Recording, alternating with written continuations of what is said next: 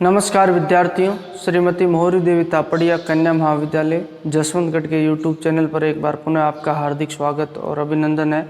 मैं प्रवक्ता चंद्र प्रकाश गुर्जर।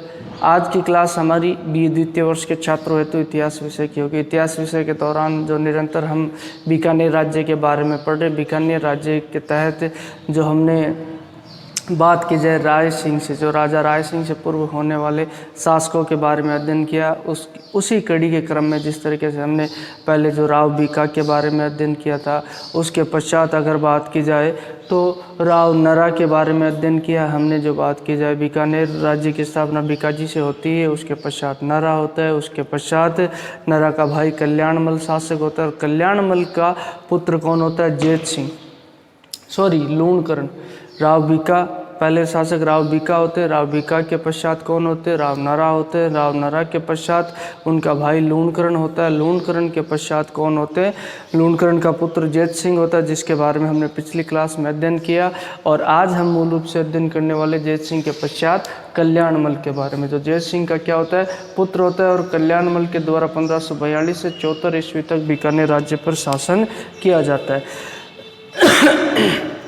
अब हमने देखा कि जेत सिंह के काल में जो कौन सी घटनाएं घटित होती है, जिस दौरान हमने देखा कि मुग़ल साम्राज्य की स्थापना हो जाती है। मुग़ल साम्राज्य की स्थापना के पश्चात जब बाबर की मृत्यु होती है, तो बाबर की मृत्यु के पश्चात उसके पुत्रों में उसके राज्य को बांट दिया जाता है। तो कामरान के द्वारा बीकानेर राज्य को चुनौती दी जाती है। उसी दौरान कामरान के द्वारा भटनेर के दुर्ग पे और उसके अलावा बीकानेर के राज्य पर अधिकार कर लिया जाता है। अब जेत सिंह के द्वारा जो प्रयास करके पुनः बीकानेर के जो किले पे अधिकार वापस कर लिया जाता है।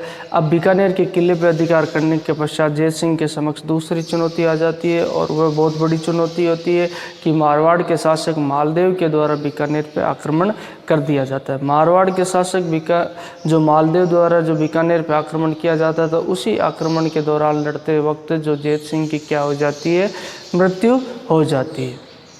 हालांकि जेत सिंह के द्वारा अपने परिवार को सुरक्षित स्थान पर पहुंचा दिया था। नगराज जो मंत्री था, उसके सानिध्य में अगर बात की जाए तो उसको सौंपकर जो सिरसा की तरफ भेज दिया जाता है, तो उसका परिवार तो बच जाता है, लेकिन जेत सिंह लड़ता हुआ मालदेव के साथ मारा जाता है। अब जेत सिंह की मृत्यु होने के पश्चात उसका उत्तराधिकारी कौन बनता है? उसका लड़का, जिसका नाम क्या है? राव कल्याणमल। कल्याणमल का शासनकाल 1542 से 74।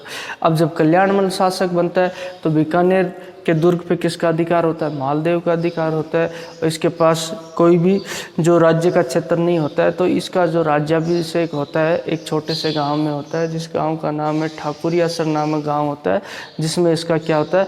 राज्याभिषेक होता है। और इस वक्त जो इसके हाथों से इसका पैतृक राज्य निकल जाता है। अब इस पैतृक राज्य को पुनः पाने का प्रयास इसके द्वारा किया जाता है। किसके द्वारा? राव कल्याणमल के द्वारा। और अंततः राव कल्याणमल जो बीकानेर राज्य को पुनः प्राप्त करने में क्या हो जाते हैं? सफल हो जाते हैं। अब राव कल्याणमल के समय होने वाली जो राजनीतिक घटनाक्रम के बारे में हम जिक्र करेंगे। जिस तरीके से राव कल्याणमल जो की बात की जाए तो शुरुआती तौर में इनको जो पैतृक राज्य नहीं मिलता है, मालदेव का अधिकार हो जाता है, ठाकुरियासर गांव में इनका क्या होता है? राज्याभिषेक होता है। अब मालदेव द्वारा बीकानेर राज्य पर अधिकार करके जगह जगह अपनी चौकियां स्थापित कर दी जाती है, अपने थाने स्थापित कर दिए जाते हैं। अब उन थानों पे क्या किया जाता है? उन चौकियों पे इसके द्वारा आक्रमण किया जाता है अपने विश्वस्त सरदारों के साथ में, और धीरे धीरे मालदेव को परेशान करने का प्रयास किया जाता है। मालदेव के सरदारों को जो परेशान किया जाता है, और थानों पे रात में आक्रमण इसके द्वारा किए जाते हैं ताकि मालदेव इस क्षेत्र को छोड़कर चला जाए।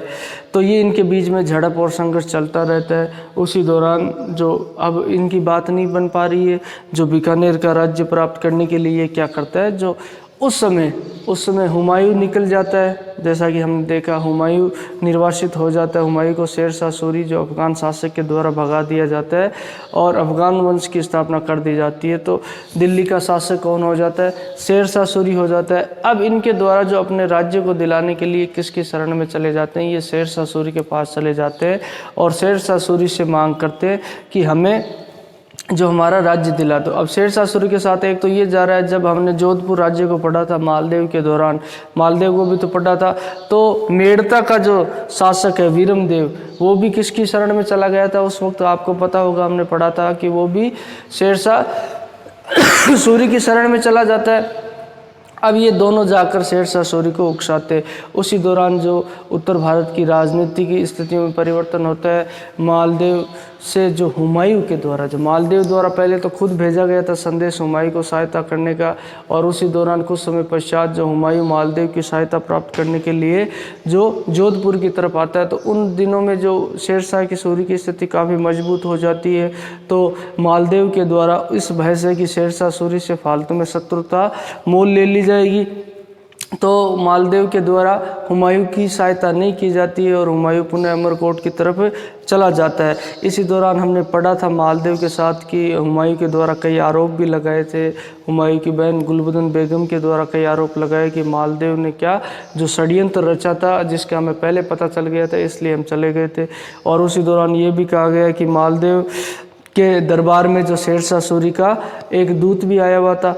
तो मालदेव के द्वारा उन परिस्थितियों में फैसला लिया गया कि फालतू में दुश्मनी मोल लेने में कोई फ़ायदा नहीं है शेरशाह सूरी से, और धीरे से जो क्या है हुमायूं को सहायता देने से उसके द्वारा मना कर दिया जाता है। अब ये दोनों कान भर रहे हैं वहाँ पे जो बात की जाए कल्याणमल और वीरमदेव शेरशाह सूरी को, और शेरशाह सूरी को भी ये लग रहा था मालदेव की बढ़ती हुई जो शक्ति है उसके लिए एक चुनौती साबित हो सकती है। तो उसी दौरान जो शेरशाह सूरी के द्वारा क्या कर लिया जाता है, जो मारवाड़ राज्य पे आक्रमण करने का निश्चय कर लिया जाता है। तो 1544 ईस्वी में जो आपको पता होगा, जो हमने मालदेव के दौरान पढ़ा, गिरी सुमेल वाला युद्ध जनवरी 1544 ईस्वी में होता है कि मारवाड़ पे जो शेरशाह सूरी द्वारा आक्रमण किया जाता है। उसी आक्रमण के दौरान हमने देखा किस तरीके से जो कुटिलता से उसके द्वारा शेरशाह सूरी के द्वारा इस युद्ध को जीता जाता है। राजपूतों के साथ धोखा, मालदेव के साथ धोखा किया जाता है और छल प्रपंच के द्वारा, छल कपट के द्वारा इस युद्ध को जीता जाता है। छल के तहत जो मालदेव के विश्वस्त सैनिक होते हैं, सेनानायक जेता और कुंपा, जिनकी कहानी हमने पढ़ी थी, उसी दौरान जो जेता कुंपा पे जो आरोप लगाया जाता है और षड्यंत्र पूर्वक, क्योंकि यहाँ कल्याणमल और वीरमदेव के द्वारा जो मालदेव का क्या दे दिया जाता है, भेद दे दिया जाता है, उसका फ़ायदा उठाते हुए जो मालदेव के सैनिकों में फूट डालने का प्रयास किया जाता है शेरशाह सूरी द्वारा। और किस तरीके से हमने देखा कि जो संदेश उसके खेमे में फेंकवा दिए जाते हैं और मालदेव बिना बताए हुए ही जो एक दिन क्या हो जाता है, युद्ध क्षेत्र से निकल जाता है।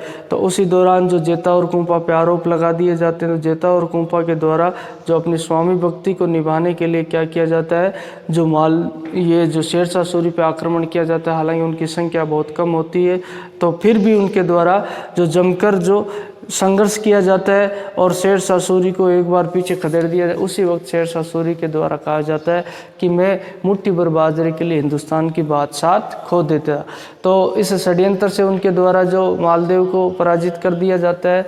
और इन परिस्थितियों में क्या होता है कि अब कल्याणमल के द्वारा जो पुनः बीकानेर के राज्य पर अधिकार कर लिया जाता है, क्योंकि मालदेव को पराजित शेरशाह सूरी के द्वारा कर दिया जाता है और शेरशाह सूरी की सेवा में ये चला जाता है, कौन, कल्याणमल चला जाता है। अब कल्याणमल के द्वारा जो बात की जाए, अपने सरदार है जो विश्वस्त सरदार है, उसके सहयोग से क्या कर लिया जाता है, पुनः जो क्षेत्र है, जो बात की जाए, जो क्षेत्र है, जो थाने हैं, उनमें जो किशन सिंह नाम का एक सरदार होता है, उसकी सहायता से क्या कर लिया जाता है, उन थानों पे अधिकार कर लिया जाता है। क्योंकि यहाँ से बीकानेर, जोधपुर पे खुद मालदेव के द्वारा अधिकार कर लिया गया है। और उसके अलावा हम देखेंगे कि बीकानेर पे स्थिति जो नियंत्रण रखने की मालदेव की नहीं होती, तो उस स्थिति में जो क्या किया जाता है, कल्याणमल के द्वारा पुनः बीकानेर के दुर्ग पे अधिकार कर लिया और उन थानों पे संपूर्ण पे अधिकार जो किशन सिंह सरदार था, जो विश्व सरदार, उसके सहयोग से अधिकार कर लिया जाता है और शेरशाह सूरी की अधीनता स्वीकार कर ली जाती है। और उसी दौरान हम देखेंगे कि पुनः जो दिल्ली में जो हुमायूं का शासन हो जाता है, हुमायूं द्वारा पुनः दिल्ली पे अधिकार कर लिया जाता है।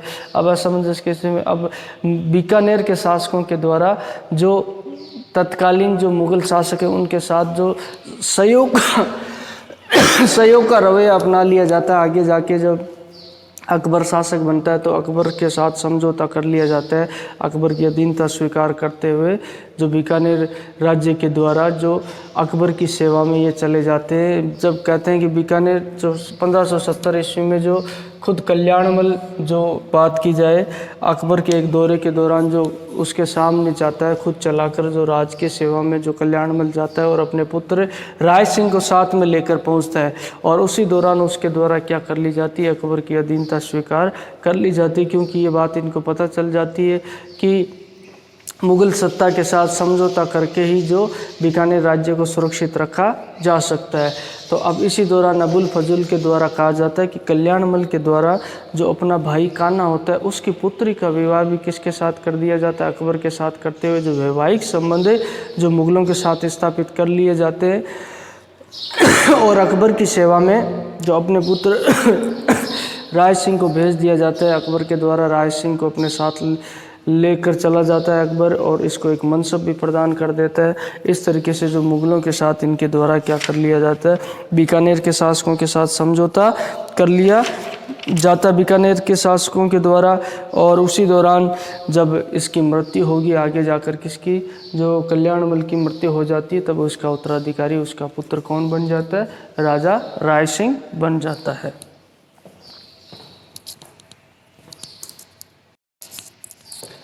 तो विद्यार्थियों, आज की क्लास में हमने बात की जाए बीकानेर के शासक कल्याणमल के बारे में, जाना किस तरीके से जैत सिंह की मृत्यु के पश्चात वह सिंहासन पर बैठता है, किन परिस्थितियों में उसका जो राज्याभिषेक होता है, ठाकुरियावास जो गांव है ठाकुरिया सर वहाँ पे होता है, क्योंकि बीकानेर राज्य पे उस वक्त जो किसका, मालदेव का अधिकार हो जाता है।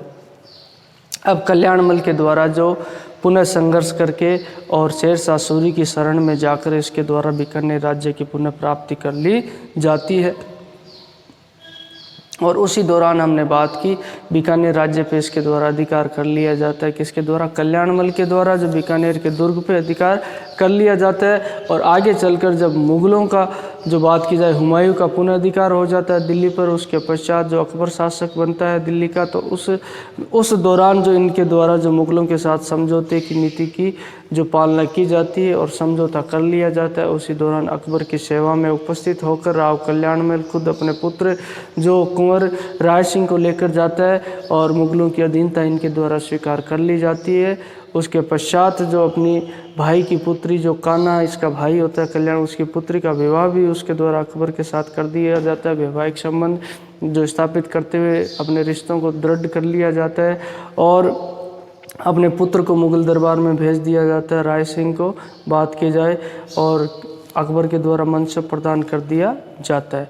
अब बात करेंगे मूल शासक जो राय सिंह के बारे में, जो इससे पहले हमें इन शासकों के बारे में जानना जरूरी था ताकि हमें बीकानेर राज्य के इतिहास को समझने में क्या हो, कठिनाई नहीं हो। इसीलिए हमने जो पहले के शासकों के बारे में बात की, जिसके तहत हमने जो राव बीका होते हैं प्रथम शासक, उसके पश्चात नरा होते हैं, लूणकरण होते हैं, लूणकरण के पश्चात कौन, जैत सिंह होता है, जैत सिंह के पश्चात कल्याणमल होता है और कल्याणमल के पश्चात कौन होता है, जो ये राजा राय सिंह होता। इसी परिप्रेक्ष्य में मुख्यतः हम पढ़ेंगे। तो बोलिए, यहाँ तक कोई चीज़ समझ में नहीं आई हो, किसी तरह की समस्या हो, शंका हो, तो आप निसंकोच पूछ सकते हो। शैक्षणिक व्हाट्सएप ग्रुप के माध्यम से अपनी बात पहुँचा सकते हो। और आज की क्लास के लिए बस इतना ही, और आगे की क्लास में हम जो राजा राय सिंह के बारे में पढ़ेंगे, किस तरीके से इनके जो मुग़लों के साथ संबंध होते हैं, मुग़ल शाही दरबार में कैसे नियुक्ति होती है और उसके अलावा शाही दरबार में क्या क्या इनकी भूमिका रहती है, कौन कौन से क्षेत्रों में इनकी नियुक्ति की जाती है, उनका जो हम विस्तृत रूप से अध्ययन करेंगे। तो आज की क्लास के लिए बस इतना ही, और सभी विद्यार्थियों का एक बार पुनः बहुत बहुत धन्यवाद।